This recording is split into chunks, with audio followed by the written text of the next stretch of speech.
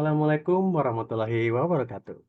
Perkenalkan, nama saya Rizky Banyumili. Saya dari Prodi Manajemen semester 2. Pada kesempatan hari ini, saya ingin mempresentasikan tentang perekonomian Indonesia dalam rangka ujian tengah semester. Ah, Hari ini perekonomian yang saya ambil tentang Indonesia yaitu nikel, karena sedang ramai juga dibincangkan tentang nikel pada saat ini. Terutama pada kemarin pemilihan pilpres sebelumnya tentang nikel atau hilirisasi nikel. Di sini Indonesia dengan kekayaan sumber daya alamnya yang melimpah memiliki potensi besar untuk mengembangkan perekonomiannya. Namun terdapat pula tantangan-tantangan yang harus dihadapinya seperti infrastruktur dan sumber daya manusia. Melalui strategi pemanfaatan sumber daya alam secara optimal, Indonesia dapat menjadi kekuatan ekonomi yang semakin kuat. Nah, ini soal hilirisasi tadi nih. Apa itu hilirisasi? Menurut Kamus Besar Bahasa Indonesia, hilirisasi adalah penghiliran, yakni perbuatan penghiliran atau proses cara pembuatan untuk melakukan pengolahan bahan baku menjadi barang pakai. Singkatnya, hilirisasi memiliki arti yakni sebuah proses mengelola barang baku menjadi bahan siap pakai. Di sini ada hilirisasi nikel, strategi pemanfaatan sumber daya alam. Meningkatkan nilai tambah. Hilirisasi nikel memungkinkan Indonesia untuk mengolah biji nikel menjadi produk dengan nilai tambah yang lebih tinggi seperti logam, nikel, baterai, dan komponen otomotif. Mendorong industri lokal. Dengan hilirisasi, Indonesia dapat mengembangkan industri dalam negeri, menciptakan lapangan kerja, dan mengurangi ketergantungan pada impor. Meningkatkan pendapatan negara, hilirisasi nikel dapat meningkatkan penerimaan negara dari ekspor produk bernilai tambah tinggi, sehingga mendukung pembangunan ekonomi. Jadi, kenapa sih kemarin sempat juga dibilangin soal masalah hilirisasi? Karena dari zaman dulu, Indonesia itu dikenal sebagai mengekspor biji nikel, di mana dia ngejual biji nikel dengan harga murah, nanti negara lain akan memprosesnya itu. Nah, kalau sekarang adanya hilirisasi itu nanti kelak yang kita jual ke negara lain itu bukanlah bahan mentah, tapi bahan sudah jadi. Dan hasilnya uang tersebut itu jauh lebih besar. Beberapa kasus belakangan ini Jokowi sendiri itu ingin melakukan itu, cuma pada saat itu semua negara itu ada suatu kongres yang membahas atau menyalahkan itu. Jadi dilaranglah untuk Indonesia untuk tidak menyetop biji nikel karena berbagai faktor lainnya. Alhasil Jokowi bilang, "Eh, kita nggak bakal nyetok apa ngekspor biji nikel dengan harga murah." Ya udah, tetap dia mau nyetop itu cuma dilarang sama semua negara. Alhasil Jokowi menaikkan harga pajaknya untuk kali itu. Tapi saat ini hilirisasi sih masih diomongin tuh, terutama untuk yang menang saat ini yaitu Prabowo Gibran. Di sini ada potensi nikel di Indonesia. Untuk industri mobil listrik, cadangan nikel yang besar. Indonesia memiliki cadangan nikel yang sangat besar, mencapai 21 juta ton atau 24% dari total cadangan nikel dunia. Yang kedua, teknologi baterai masa depan.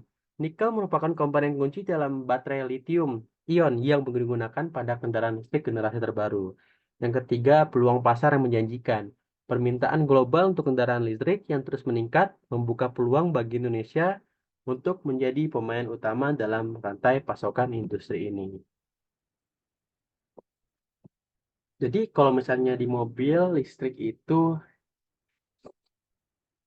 baterai besarnya atau baterai jarak tempuhnya itu menggunakan nikel, tapi itu hanya beberapa tipe saja.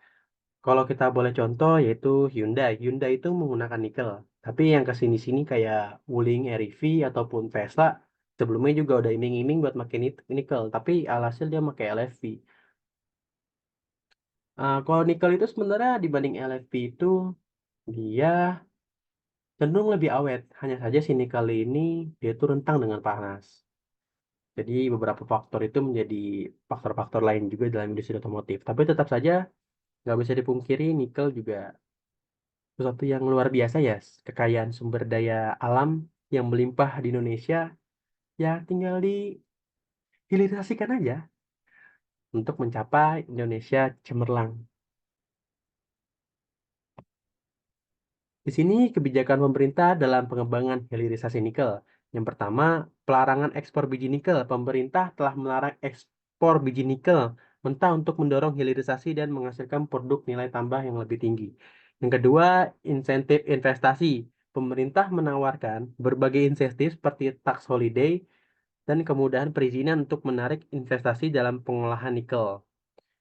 Yang ketiga, pembangunan infrastruktur. Pemerintah juga berinvestasi dalam pembangunan infrastruktur seperti jalan, pelabuhan, dan listrik untuk mendukung kegiatan hilirisasi nikel. Dampak hilirisasi nikel terhadap perekonomian nasional atau Indonesia nih. Kembali ke judul awalnya yaitu perekonomian Indonesia.